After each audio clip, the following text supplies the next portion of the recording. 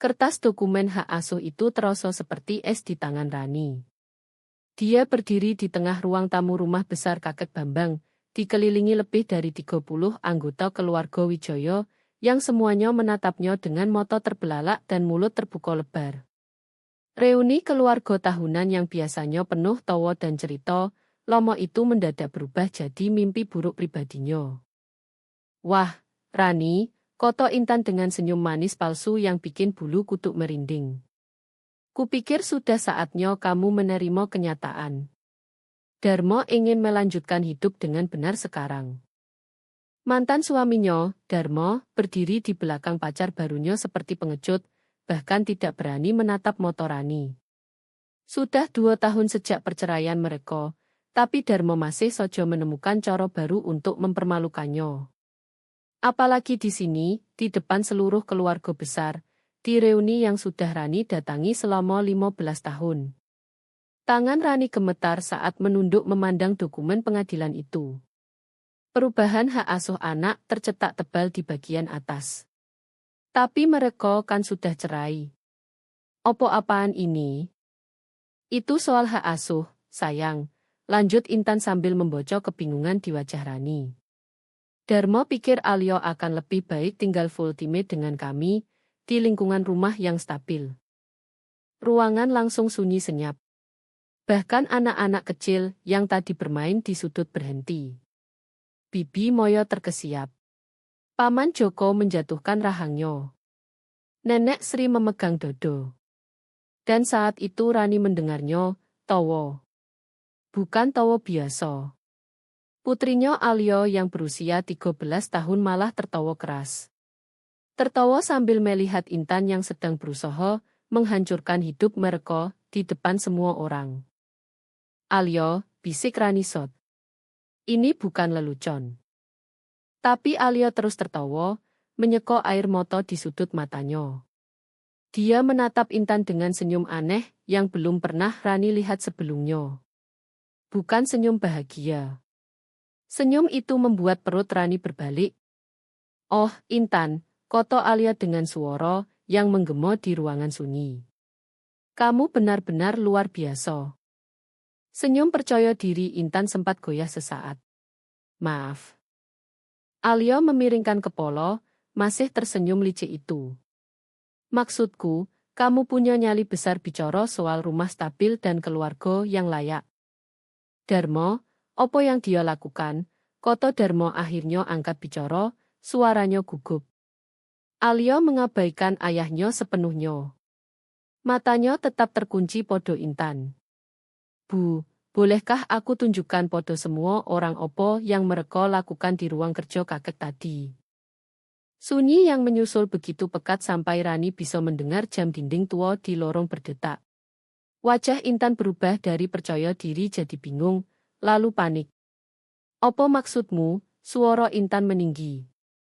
Alyo mengeluarkan ponselnya. Jari-jarinya bergerak cepat di layar, mencari sesuatu yang spesifik. Oh, kamu tahu persis apa yang aku maksud. Rani melihat wajah Intan memucat total. Tangan Intan mulai gemetar. Dia memandang sekeliling ruangan seperti binatang terperangkap. Alyo, simpan ponsel itu. Kenapa, ayah? Tanya Alyo polos. Kamu tidak mau lihat apa yang pacarmu lakukan saat kamu sibuk memanggang sate di luar tadi. Paman Joko tiba-tiba berdiri dari kursinya. Istri Joko, Bibi Lino, memandang bola-balik antara suaminya dan Alyo dengan ketakutan yang semakin besar. Tunggu dulu. Tidak, Paman Joko, potong Alyo.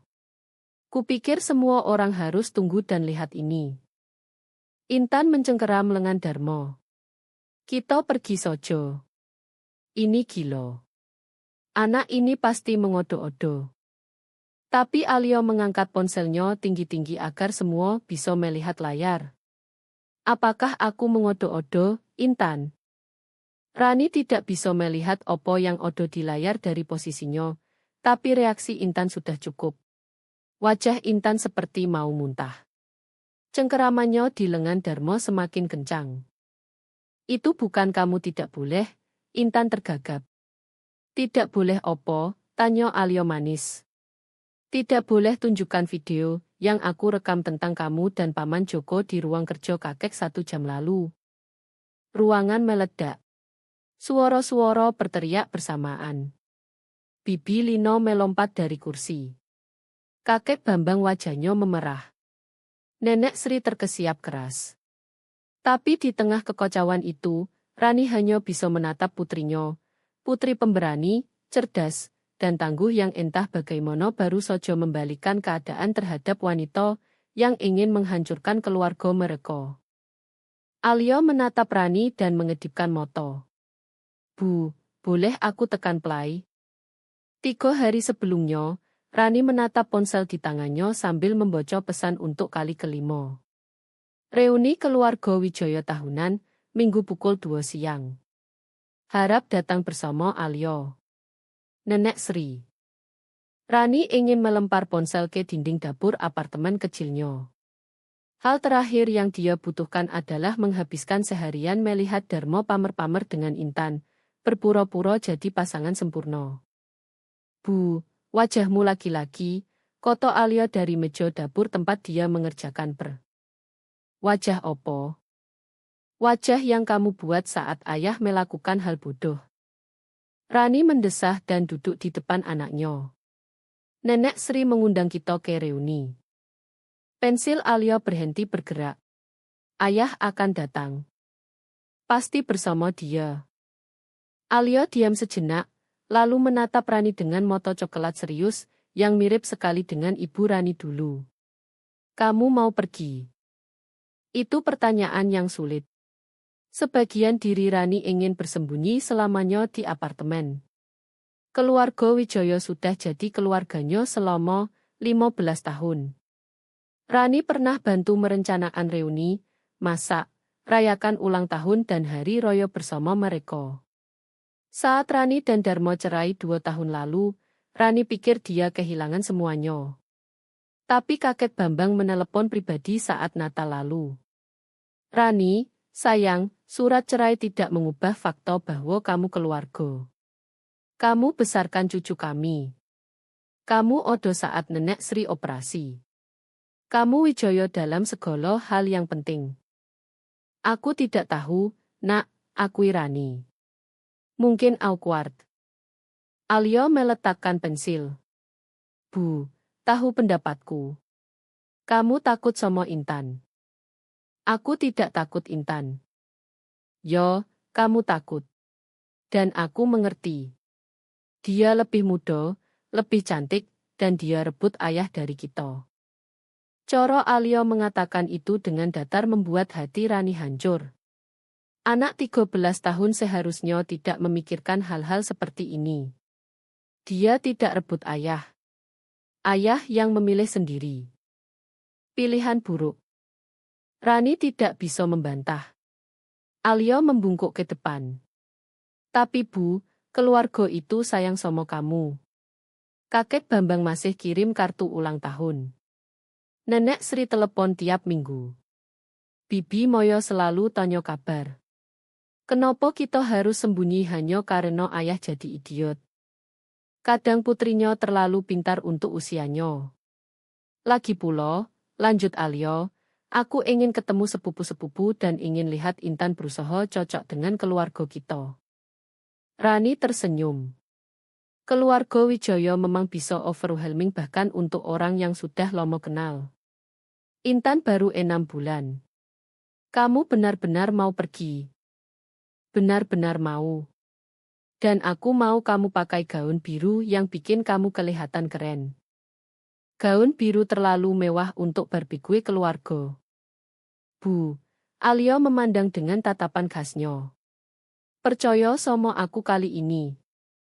Malam itu Rani berbaring di tempat tidur memikirkan reuni. Dia menghindari acara keluarga sejak cerai, beralasan kerja atau kegiatan sekolah Alyo. Tapi sebenarnya dia merindukan mereka.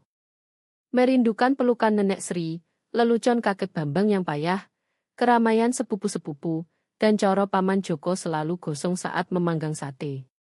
Dia merindukan rasa memiliki tempat. Pagi berikutnya Rani menelepon Nenek Sri. Tentu kamu datang, sayang, kata nenek sebelum Rani selesai bertanya. Aku sudah siapkan tempat untuk kamu dan Alyo. Nenek, harus tahu Darmo mungkin bawa Intan. Odo jedo. Rani, sayang, aku sudah urus orang susah di reuni selama 45 tahun. Satu lagi tidak akan bunuh aku. Aku tidak mau Odo drama. Drama hanya kalau kamu tidak datang. Keluarga ini tidak sama tanpa kamu dan Alyo. Saat telepon ditutup, Alyo sudah berdiri di ambang pintu dengan senyum lebar. Jadi kita pergi. Kita pergi. Dan kamu pakai gaun biru. Pakai gaun biru. Alyo mengepalkan tinju. Ini bakal seru.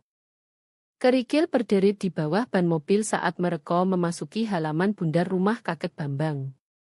Rumah putih besar bergoyo kampung Jawa Barat itu masih sama seperti dulu, dengan teras melingkar dan pot bunga gantung. Mobil-mobil sudah parkir di mono-mono. Truk merah Paman Joko, minivan Bibi Moyo, dan di sono, tepat di depan tanggo, mobil mewah hitam Darmo. Perut Rani terasa jatuh. Itu mobil ayah, kata Alyo pelan. Aku lihat. Dan itu pasti mobil Intan. Alyo menunjuk mobil convertible perak mengkilap di sebelah mobil Darmo. Tentu saja dia bawa yang mewah. Rani menarik napas dalam, memeriksa pantulan di kaca spion. Gaun biru yang Alyo paksa pakai memang bagus. Rambutnya ditata rapi, makeop tipis. Dia kelihatan percaya diri, meski perasaannya tidak. Siap, tanya Rani. Lebih dari siap. Mereka naik tangga teras dan sudah mendengar suara tawa dari dalam. Sebelum mengetuk, pintu depan terbuka lebar. Rani. Nenek Sri langsung memeluknya erat. Ya ampun, kamu cantik sekali. Terima kasih, Nenek. Nenek juga kelihatan hebat. Nenek Sri memakai kebaya kuning kesukaannya, rambut ubannya digelung rapi. Di usia 65, energinya masih lebih dari orang setengah umurnya. Dan Alyo. Ya Tuhan, kamu tinggi sekali sejak Natal. Mereka masuk ke ruang tamu dan Rani langsung melihat Darmo berdiri di dekat perapian. Dia pakai kemeja polo dan celana kaki, kelihatan santai dan bahagia. Di sebelahnya Intan. Rani harus akui, Intan cantik. Rambut pirang panjang hasil salon, makeop sempurna, pakai dress putih yang pasti lebih mahal dari budget bulanan Rani. Dia seperti keluar dari majalah. Rani, suara kakek Bambang menggelegar. Dia mendekat dan memeluk Rani dengan pelukan beruang khasnya. Ini perawat favoritku. Apa kabar, sayang? Baik, kakek. Benar-benar baik. Saat Alyo memeluk kakeknya, Rani melihat Intan memperhatikan mereka. Senyum Intan seperti dicat, matanya penuh perhitungan. Dia berbisik pada Darmo, yang kemudian melirik mereka sekilas lalu membuang muka.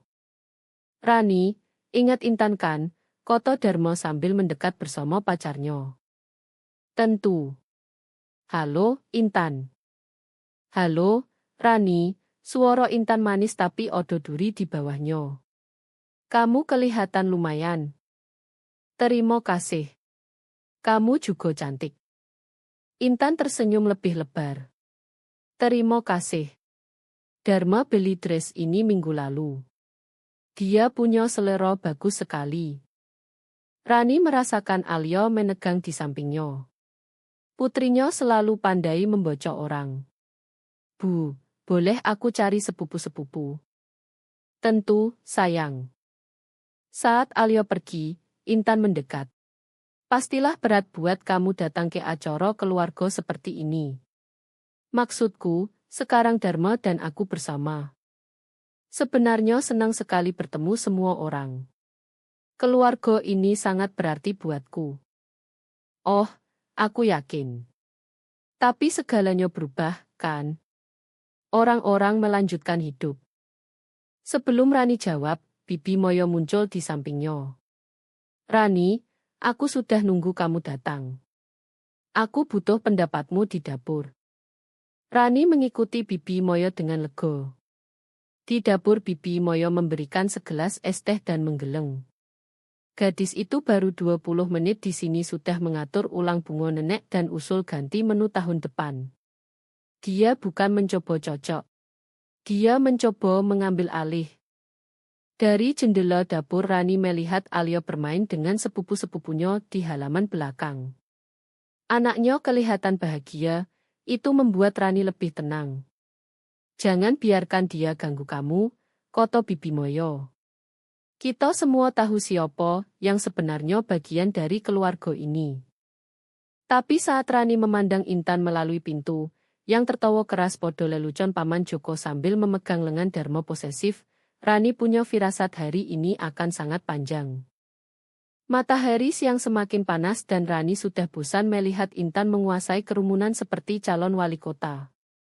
Sejam terakhir Intan menceritakan pekerjaan real estate hebatnya dan bagaimana dia membantu Darmo mencapai potensi penuh. Setiap kali dia bilang begitu, dia melirik Rani dengan senyum sombong kecil. Rani butuh istirahat. Aku masuk sebentar mendinginkan badan, katanya podo Bibi Moyo yang duduk di teras. Ide bagus. Cuaca memang panas. Rani masuk ke ruang tamu yang sudah kosong karena semua orang pindah keluar untuk pesta. Rumah terasa damai dan sepi, perubahan bagus dari keramaian dan tawa palsu Intan. Rani hendak ke dapur ambil air saat mendengar suara dari lorong. Ruang kerja kakek Bambang di ujung lorong, pintunya sedikit terbuka. Rani mendengar orang bicara di dalam, tapi tidak bisa tangkap kata-katanya. Mungkin kakek sedang tunjukkan medali nilamannya. Dia suka cerita masa dinasnya. Tapi saat Rani mendekat, dia sadar suara itu bukan suara kakek yang dalam dan familiar. Ini suara muda, laki-laki dan perempuan. Rani hendak berbalik memberi privasi saat mendengar kalimat yang membuatnya membeku. Kita tidak boleh terus begini, Intan. Orang akan curiga. Itu suara Paman Joko. Apa yang Paman Joko lakukan di ruang kerja kakek bersama Intan? Tenang, Joko. Darmo di luar main sama anak-anak. Dia tidak tahu opo-opo. Jantung Rani berdegup kencang. Apa yang Darmo tidak tahu? Rani tahu seharusnya pergi. Ini bukan urusannya. Tapi nodo Intan berbeda dari yang dia pakai di luar. Kurang manis, lebih licik. Ini gila, kata Paman Joko, suaranya tegang. Kalau Lino tahu. Lino tidak akan tahu kecuali kamu bilang. Dan kamu tidak akan bilang karena kamu rugi sama banyaknya denganku. Rani merayap lebih dekat, tetap di bayangan lorong. Melalui celah pintu dia melihat sebagian ruangan. Intan berdiri dekat meja kakek, tapi Rani tidak melihat Joko. Aku tidak seharusnya mulai ini, kata Paman Joko. Tapi kamu yang mulai. Dan sekarang kita sama-sama terlibat. Intan, aku sudah menikah. Punya anak. Intan tertawa, bukan tawa manis palsu, tapi tawa dingin. Kamu yang kirim pesan berbulan-bulan. Kamu yang usul ketemu hari ini saat semua orang sibuk. Mulut Rani terngongol. Paman Joko dan Intan. Tapi Intan dengan Darmo. Joko menikah dengan Bibi Lino dan kelihatannya bahagia. Lihat, lanjut Intan, Darmo berguna buatku sekarang. Dia bantu karirku dan dia benar-benar clueless. Tapi itu tidak berarti aku tidak boleh bersenang-senang di sisi lain. Bagaimana dengan Rani? Dia orang baik. Dia tidak pantas begini. Rani itu menyedihkan. Dia punya 15 tahun untuk Jogo Darmo tetap tertarik tapi gagal. Bukan masalahku. Rani merasa seperti ditinju perut. Wanita ini bukan hanya pacar mantan suaminya. Dia selingkuh dengan Saudara Darmo sendiri dan bicara tentang Rani seolah Rani tidak ada artinya. Rani seharusnya kembali keluar. Tapi saat itu dia mendengar suara langkah ringan dari arah berlawanan. Rani berbalik dan melihat Alyo berjalan ke arahnya. Bu, kamu ngapain? Seh, bisik Rani sambil menarik Alyo menjauh dari pintu. Tapi Alyo punya mata tajam dan telinga baik. Dia melirik ke ruang kerja lalu kembali ke Rani dengan ekspresi bingung. Ada orang di ruang kerja kakek. Sebelum Rani jawab, mereka berdua mendengar suara Intan jelas. Ya Tuhan, Joko, kamu jauh lebih seru daripada kakakmu yang membosankan itu. Mata Alyo melebar. Dia menatap Rani, lalu pintu, lalu kembali ke Rani. Bu, bisiknya. Itu Intan di sono dengan Paman Joko. Rani mengangguk, suaranya hilang. Ekspresi Alyo berubah dari bingung jadi tekad dan sedikit menyeramkan. Diam di sini, bisik Alyo sambil mengeluarkan ponsel. Alyo, kamu mau opo? Tapi putrinya sudah merayap ke pintu ruang kerja. Ponsel diangkat seperti sedang merekam. Sisa sore itu terasa seperti mimpi bagi Rani. Dia dan Alyo kembali keluar, tapi segalanya terasa berbeda. Rani melihat Paman Joko bergabung kembali dengan Bibi Lino di kolam, pura-pura tidak ada opo-opo. Intan muncul beberapa menit kemudian, merapikan lipstik dan melingkarkan tangan di pinggang Darmo. Rani merasa mual. Kamu baik-baik saja, Bu? Tanya Alyo pelan saat mereka duduk di meja piknik. Baik, sayang. Tapi Rani tidak baik. Koto-koto Intan tentang Rani menyedihkan terus berputar di kepalanya. Waktunya makan malam, panggil Nenek Sri. Semua bergerak ke ruang makan besar. Meja yang kakek Bambang buat sendiri 40 tahun lalu itu penuh sesak. Rani duduk di antara Alyo dan sepupu Joko, tepat di depan Darmo dan Intan. Sempurna. Jadi, Intan, koto Bibi Moyo saat mereka mengoper kentang. Ceritakan tentang keluargamu. Dari mono? Oh, keluargaku dari Jakarta, koto Intan sambil memotong daging dengan gerakan presisi. Ayahku dokter, ibuku desainer interior. Mereka sangat sukses. Bagus, koto Nenek Sri sopan. Yo, mereka ajar aku selalu bidik tinggi. Jangan pernah puas dengan yang kurang dari yang pantas. Intan melirik Rani saat mengatakan itu. Standar itu penting. Alyo menghentikan garpunya di udara. Rani meletakkan tangan di kaki Alyo di bawah meja, mencoba menenangkan. Standar penting, koto kakek Bambang setuju. Tapi kesetiaan dan kebaikan lebih penting daripada uang atau kesuksesan. Intan tersenyum manis. Tentu, meski aku rasa bisa punya keduanya, bukan. Kesuksesan dan nilai baik. Benar sekali, koto Darmo sambil memandang Intan seperti dia baru mengatakan hal jenius. Intan benar-benar bantu aku melihat segalanya berbeda. Dia motivasi aku bekerja lebih keras, jadi lebih baik. Bagus sekali, sayang, koto Nenek Sri, tapi Rani dengar nodo tegang di suaranya. Yo, luar biasa opo yang orang yang tepat bisa lakukan, lanjut Intan. Kadang orang nyaman dalam hubungan dan berhenti berusaha. Mereka membiarkan diri sendiri, berhenti berkembang. Sedih sekali kalau itu terjadi. Meja menjadi sunyi. Semua tahu dia bicara tentang Rani. Aku rasa, koto Alyo tiba-tiba, beberapa orang sangat pandai berpura-pura jadi orang yang bukan dirinya. Alyo, tegur Darmo. Opo? Aku cuma bilang kadang orang kelihatan sempurna di luar, tapi sebenarnya sangat berbeda saat tidak ada yang melihat. Senyum Intan goyah sesaat. Bijaksana sekali untuk usia muda. Aku belajar banyak dengan mengamati orang, koto Alyo polos.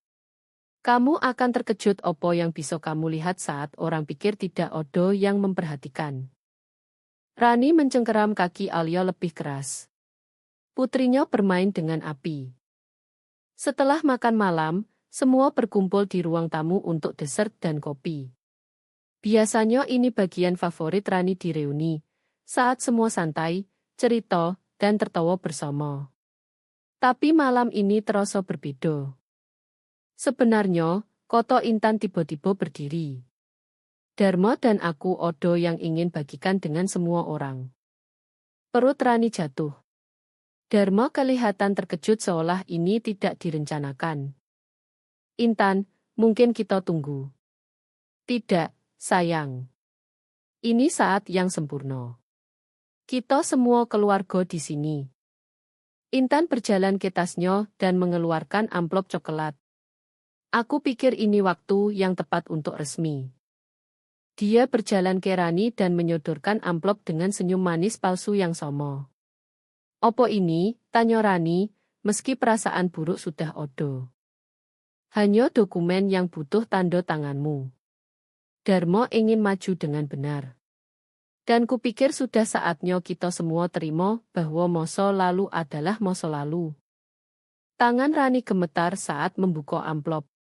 Koto perubahan hak asuh anak melompat ke matanya. Kamu mau ambil Alyo dari aku, bisik Rani.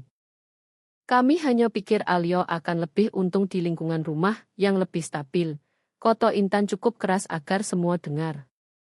Dharma sekarang sukses besar, dan aku bisa jadi role model perempuan yang dibutuhkan gadis remaja. Ruangan sunyi senyap. Rani bisa rasakan semua menatapnya, menunggu reaksinya. Ini gila, Koto Bibimoyo. Ini hanya yang terbaik untuk Alyo, lanjut Intan. Beberapa orang memang tidak cocok jadi orang tua tunggal. Saat itulah Rani mendengarnya. Tawa. Alyo tertawa. Tawa Alyo memenuhi ruangan sunyi seperti lonceng yang memotong kabut. Semua menoleh ke putri Rani yang 13 tahun, yang sedang menyeko air mata dan memandang Intan seolah baru mendengar lelucon paling lucu di dunia. Alyo, opo yang lucu? Tanya Dharma, suaranya tegang karena malu. Oh, ayah, Koto Alyo masih terkikik. Kamu benar-benar tidak tahu yo. Senyum percaya diri Intan mulai retak di pinggirannya. Aku tidak mengerti opo yang lucu dari situasi ini. Yang lucu, Koto Alyo sambil berdiri dan mengeluarkan ponselnya, adalah kamu bicara soal rumah stabil dan jadi role model baik. Alyo, simpan ponsel itu, Koto Dharma tajam. Kenapa? Kamu tidak mau lihat opo yang pacarmu lakukan saat kamu memanggang sate untuk semua orang? Ruangan menjadi sunyi total. Paman Joko yang tadi diam di samping Bibi Lino tiba-tiba kelihatan seperti mau muntah. Opo yang kamu bicarakan? Tuntut Dharma. Alyo mengangkat ponsel agar semua bisa lihat layar. Yah, sekitar 1 jam lalu aku masuk ke dalam mau ke kamar mandi dan mendengar suara dari ruang kerja kakek. Alyo, berhenti, Koto Paman Joko cepat, tapi suaranya serak. Berhenti opo, Paman Joko? Berhenti bilang yang sebenarnya. Intan mundur ke arah pintu, wajahnya putih seperti kertas. Ini gila. Anak ini jelas mengodo-odo. Apakah aku mengodo-odo? Tanya Alyo manis. Dia mengetuk layar ponsel. Karena aku punya video. Bibi Lino berdiri pelan dari kursinya. Joko, apa yang dia bicarakan? Lino, aku bisa jelaskan. Jelaskan opo? Suara Bibi Lino semakin keras. Alyo memandang sekeliling ke semua wajah Sot. Mau aku ceritakan opo yang aku lihat atau langsung tunjukkan? Kamu tunjukkan opo pun, bentak Intan sambil menerjang ke arah Alyo. Tapi kakek Bambang melangkah di antara mereka. Tidak odo yang sentuh cucuku. Alyo, opo yang kamu lihat? Tanya kakek. Alyo menatap Rani dan Rani mengangguk. Saatnya kebenaran keluar. Aku lihat Intan dan Paman Joko berciuman di ruang kerja kakek. Dan aku dengar mereka bicara bagaimana Paman Joko kirim pesan berbulan-bulan, dan bagaimana Intan hanya pakai ayah untuk uang dan koneksi. Ruangan meledak. "Opo?" teriak Darmo. "Joko, ini benar," teriak Bibi Lino. "Kamu anak kecil brengsek," bentak Intan ke Alyo. "Kamu tidak tahu opo-opo." "Sebenarnya aku tahu," koto Alyo. "Karena aku rekam." Dia tekan play, dan suara Intan langsung memenuhi ruangan dengan jelas. "Dharma berguna buatku sekarang. Dia bantu karirku dan dia benar-benar clueless. Tapi itu tidak berarti aku tidak boleh bersenang-senang di sisi lain." Lalu suara Paman Joko. "Bagaimana dengan Rani? Dia orang baik.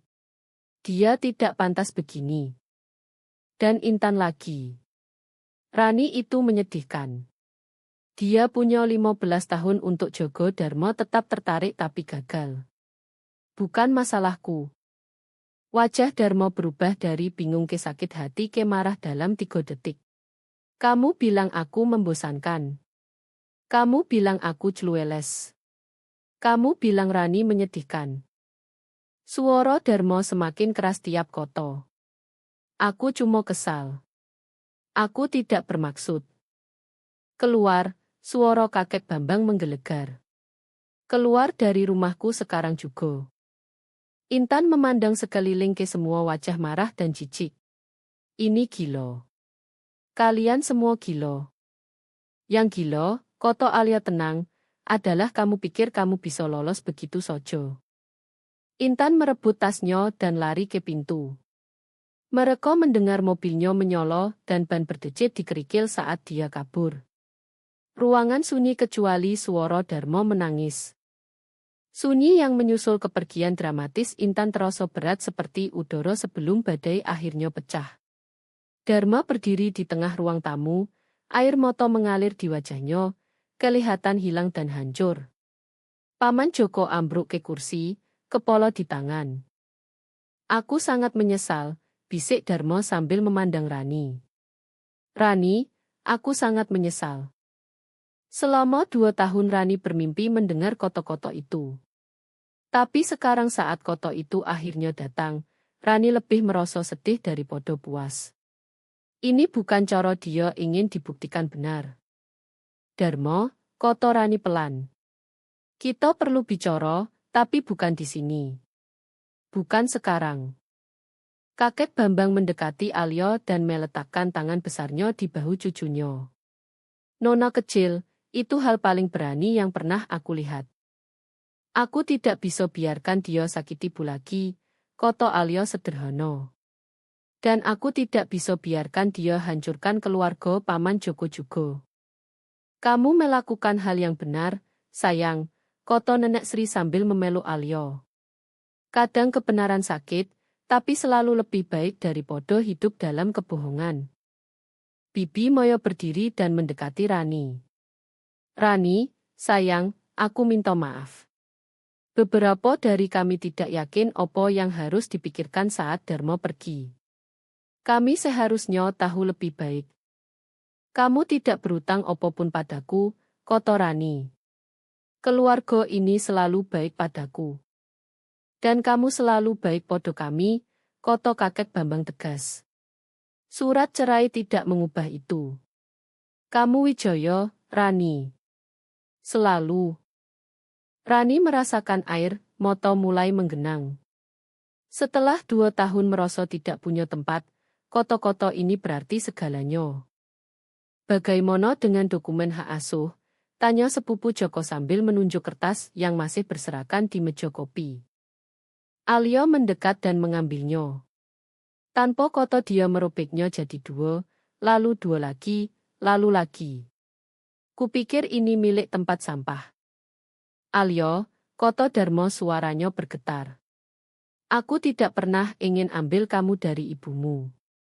Itu semua ide Intan. Dia bilang itu lebih baik buatmu, tapi aku seharusnya tahu." "Ayah," potong Alyo.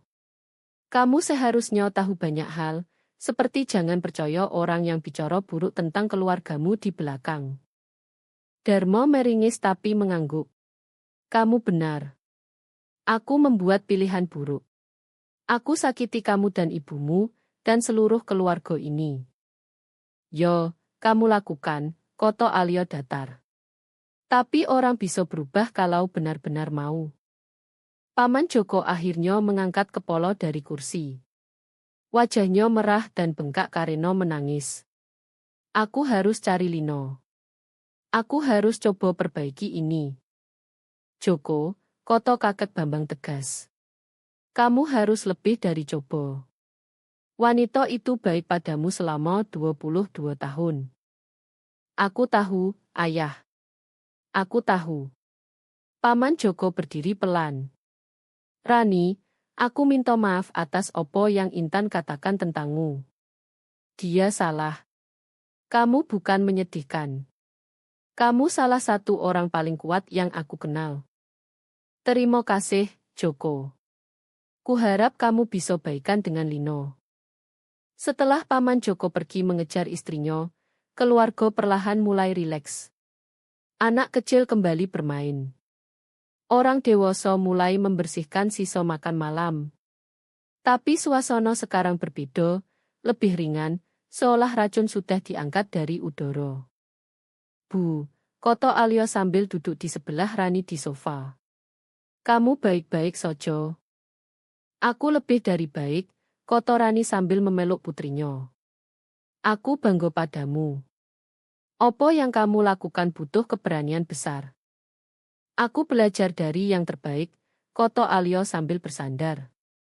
Dharma mendekati mereka ragu-ragu. Rani, mungkin kita bisa bicara minggu ini. Aku tahu aku punya banyak yang harus diperbaiki. Rani memandangnya benar-benar untuk pertama kali dalam berbulan-bulan. Dharma kelihatan lebih tua, lelah, dan benar-benar menyesal. Kita bisa bicara, Dharma, tapi butuh waktu untuk bangun kembali kepercayaan. Aku mengerti. Dan Alyo, kuharap suatu hari kamu bisa maafkan aku karena jadi idiot. Alyo mempertimbangkan dengan serius. Aku bisa maafkan ayah, tapi ayah harus janji lebih pintar pilih pacar lain kali. Meski segalanya, Dharma tersenyum kecil. Deal. Saat malam berakhir dan orang-orang mulai pulang, Nenek Sri menarik Rani ke samping. Kamu tahu, sayang, gaun biru itu benar-benar cantik di kamu. Rani tertawa, ingat bagaimana Alyo memaksa. Alyo yang pilih. Gadis itu punya insting bagus tentang segalanya. Saat Rani memandang keluarga yang menyambutnya kembali dengan tangan terbuka, melihat putrinya tertawa dengan sepupu-sepupunya seolah tidak ada yang berubah, Rani sadar Alyo benar tentang lebih dari sekadar gaun. Kadang kebenaran memang membebaskanmu.